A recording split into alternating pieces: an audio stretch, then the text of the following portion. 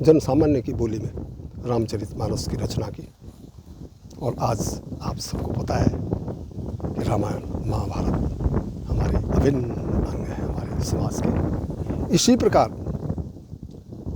महाभारत इतिहास है कंप्लीट, और महाभारत में ही भीष्म पर्व जो है गीता है।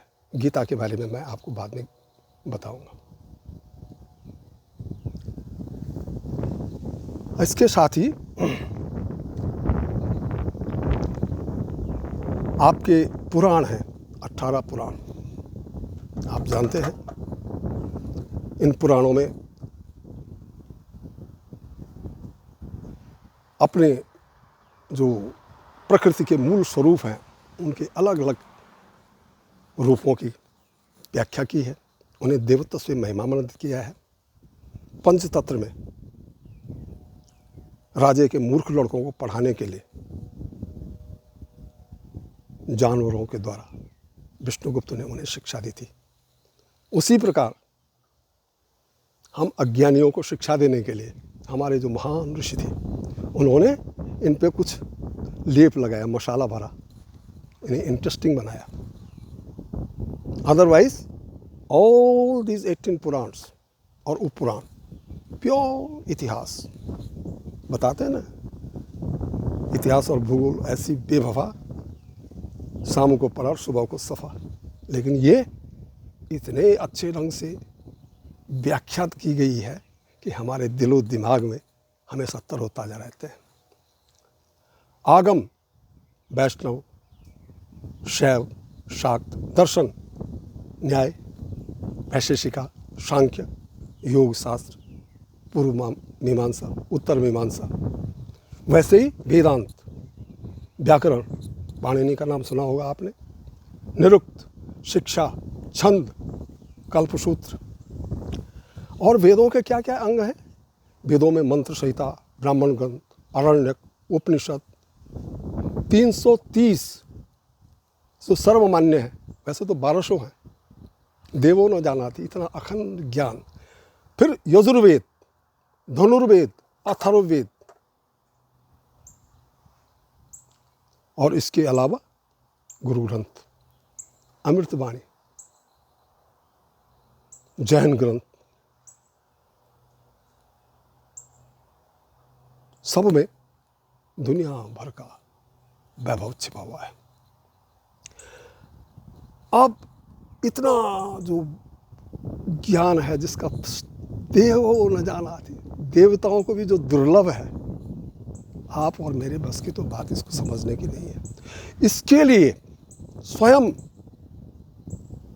योगेश्वर भगवान श्री कृष्ण ने महाभारत युद्ध क्षेत्र में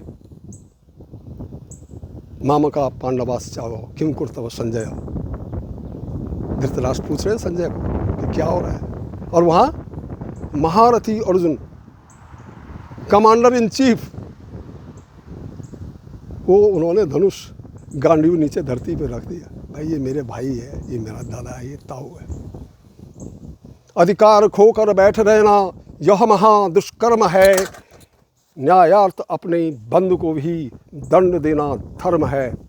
इस तत्व पर ही कौरवों से पांडवों का रण हुआ, जो भव्य भारतवर्ष की कल्पांत का कारण हुआ।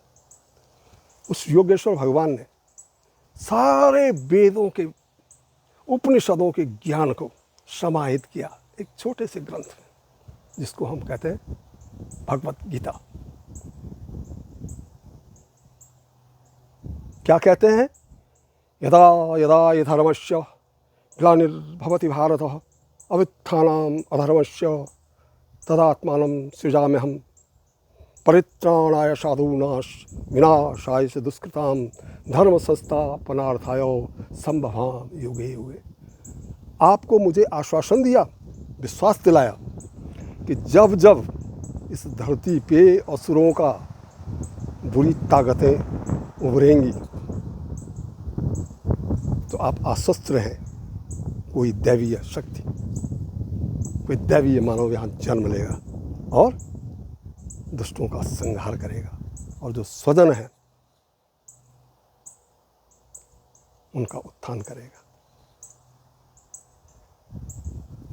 Bharat, Arjun, not India.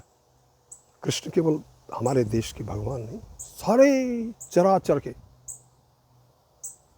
अर्जुन के माध्यम से समस्त मानव जाति को एक संदेश है। अब वो गीता क्या है? गीता में ज्ञान योग है, सांख्य योग है, भक्ति योग है, कर्म योग है। लेकिन आप और मेरे जैसे सामान्य आदमी के लिए कर्म योग, कर्मणि बाधिकारस्ति मां कदि फलेषु कदाचन। कर्म करना ही हमारी नियति है।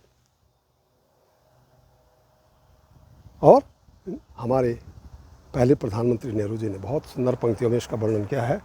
Man reaches perfection by doing his job honestly and sincerely.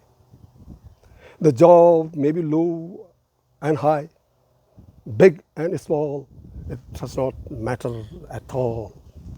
God created everything and He is everywhere. The true worship of God lies in one's performance of his duty honestly and sincerely. And this is what is Gita teaches. जोड़। और देखिए, गीता ने केवल आपको जीने का मार्ग ही प्रशस्त नहीं किया है, बल्कि परलोक, आत्मा जो शाश्वत है, उसकी भी व्याख्या की है। नैनम छिद्दन्ति शस्त्राणि नैनम दहति पावकः न चैनम क्लेदि यत्पापो न शोषयति मारुतः। यानी न तो पानी इसको भिगा सकता है, न आग इसको जला सकती है, न आपके अणु और परमाणु बम, न आपके हथियार इसका बाल बांका कर सकते हैं। और आपका शरीर वासांसि जीर्णा नियथा विहाय नवानि गृह्णाति तथा नरोपराणि तथा शरीराणि विहाय जीर्णा नन्यानि संयाति नवानि देहि। जब आपके ये वस्त्र पुराने होते हैं तो आप क्या करते हैं? आप इनको त्यागते हैं और नए वस्त्र धारण करते हैं। ठीक इसी प्रकार जब ये शरीर हमारा जर्जर हो जाता है तो हमारी आत्मा एक नवीन शरीर धारण करती है। आहा, इतना सुंदर वर्णन। सुखद संयोग। After fall spring comes. पतझड़ के बाद बसंत, प्रकृति का नियम है। आज पुनः बूढ़ा शेर भारत नवानी जवानी से ओतप्रोत हो रहा है, फिर दहाड़ने लग गया है। आज हमारे नवयुवक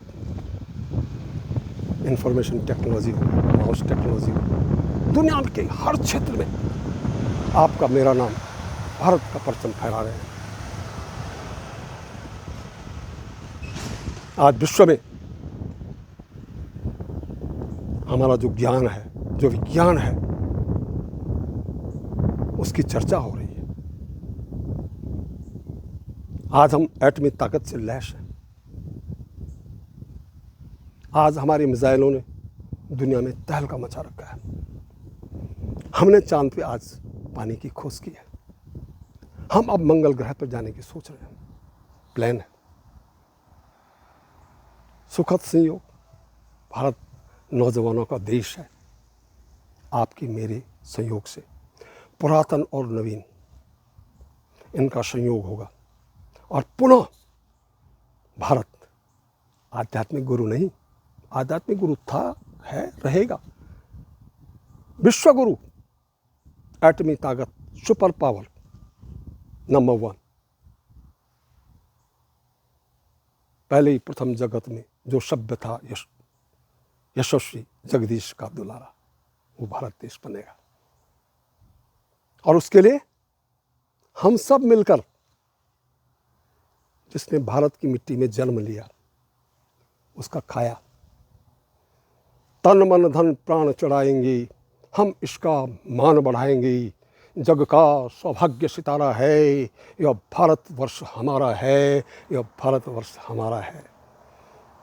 जय हिंद।